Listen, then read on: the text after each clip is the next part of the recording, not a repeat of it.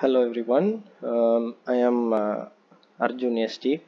I'm Assistant Professor, Department of Mechanical Engineering at Rohini College of Engineering and Technology. So in this video, we are going to see the detailed introduction about the unit number 4 of automotive systems. Okay, we have already seen the brief introduction about the previous 3 units. So today we are going to see the introduction about the fourth unit of automotive systems. Okay, the name of the unit number 4 is suspension and brakes system. Okay, suspension and brakes systems. In this unit, we will be studying completely about these two components. Okay, the suspension system, that is one of the important component which provides comfort for driving, comfort for the ride, okay, for the passengers during the ride. And the brakes, that is the major component which is used for stopping the vehicle or slowing down the vehicle whenever it is needed, and also in the emergency situations. Okay, so in the suspension system we will be studying about the conventional, that is the uh, basic suspension system, independent suspension system, leaf spring. The leaf spring, the in majority of the trucks you will be seeing this leaf spring. Okay, the leaf spring, the arrangement of two or more metal sheets like structure. Okay, that is the leaf spring. The coil spring and the taper light spring, eligo springs. Okay, so different types of suspension systems and the suspension components which we are using in the suspension system we will be studying in this unit. And then we are going to discuss in detail about the different types of braking systems. Okay, brakes. So the basic pneumatic brakes, that is the air brakes. Pneumatic brakes means it is the air brake. Then hydraulic brake. Hydraulic brake, that is the most popularly used braking system, both in older days and nowadays. The only difference is that in hydraulic brakes only we are using now the advanced system like ABS. We are using the ABS system in the hydraulic brakes only. So okay, that is the hydraulic brakes. Then ABS, anti-lock braking system. Okay, that is the major important invention in the automobile industry. And then electronic brake force distribution, that is the EBD, electronic brake force distribution. And then we'll be discussing about the traction control. Okay, and finally we will derive an equation for force acting while we apply the brakes in plane inclined road gradients. Okay, so these are the topics we will be discussing in detail in this unit. Okay, the course outcome of the unit number 4 is, after successful completion of this course, the students will be able to explain the steering, brakes and suspension system very effectively. Now, suspension system. So what is the need for suspension system? The suspension system's major role is to absorb the shock which is generated while driving in an uneven surface. Okay, so in the suspension system the major component is the shock absorber.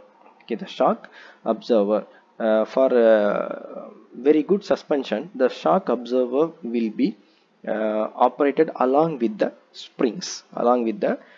This is the coil spring. Okay, it is fixed or operated together with the shock absorber. Okay, in the shock absorber there will be an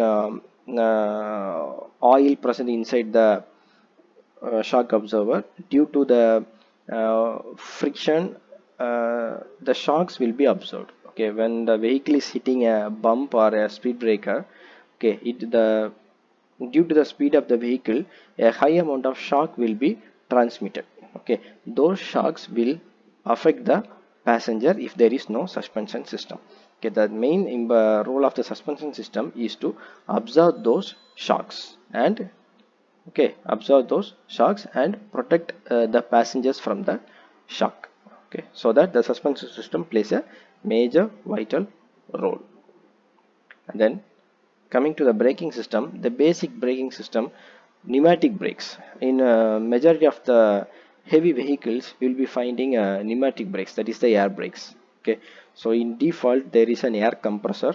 When the vehicle is getting started, the compressor starts working and it sucks the air, atmospheric air, and it will be get stored in the storage tank. Okay, when the when the capacity of the storage tank is about to exceed, the safety valve gets opened and the excess air will be released. Okay, when the driver applies brake, when the driver engages the brake pedal, okay, the air, okay, the amount of a certain amount of air will be delivered from the storage tank and it is given to the wheels, and it is given to the uh, uh, driving wheels. Okay, the force of the air depends upon the force of the brake pedal. Okay, depends upon the force of the brake which is applied by the uh, driver.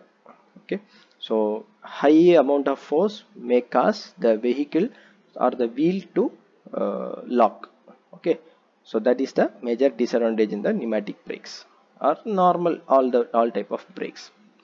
Now coming to hydraulics brakes, this is the major braking system which is used in majority of the vehicles. Okay, here also there is a master cylinder. In the master cylinder the brake oil will be stored. Okay, when the driver applies the brake, or when a situation occurs for braking, the driver will engage the brake pedal. At that time, okay, there is a piston like structure which will create a oil pressure in the master cylinder, and that pressurized oil will be given to the required wheels for stopping the vehicle. Okay, it also has a exact same disadvantage compared to the pneumatic brakes. Okay, it also over pressure may cause the wheels to lock down. Okay, and then ABS, that is the anti-lock braking system. Okay, the anti-lock braking system, that is the major invention in the automobile history.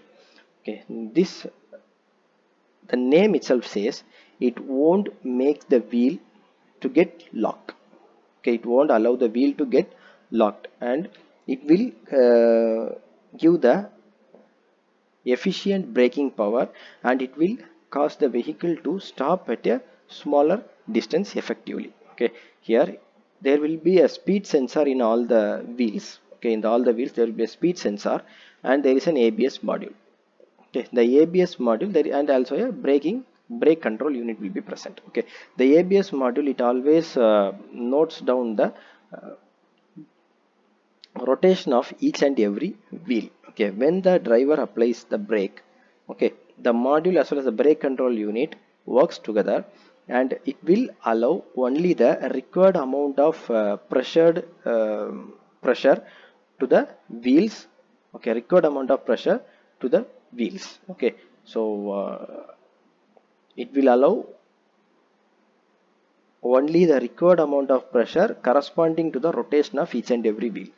Okay, so that will not cause the wheel to get locked. Okay, in other type of normal conventional braking system, when the wheels get locked, the rotation of the wheels will be stopped, and the movement of the vehicle will not get stopped. That is called skidding. It will get skidding, and the braking distance will get increased. Okay, that may cause a collision. But in ABS, it won't allow the wheel to get locked. For example, when the brake fluid is flown through, consider these two wheels, the front two wheels, the brake fluid is flown. Okay, and the left side wheel is about to lock. Okay, the condition happens. Then at that time, a certain amount of pressure will be taken away, and the wheel, the brake in that particular wheel will be pressure of the brake will be somewhat reduced, and then again the brake again the pressured fluid will flow through, and it will again cause the wheel to brake, will make the wheel to stop. Okay, so that it will avoid skidding. So that is the anti-lock braking system.